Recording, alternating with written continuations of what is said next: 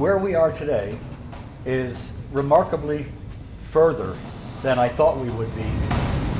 Construction crews working to demolish a charred bridge over I-95 in Norwalk. Quite a lot of work has been done in just the past few hours. That bridge is going to be down very soon.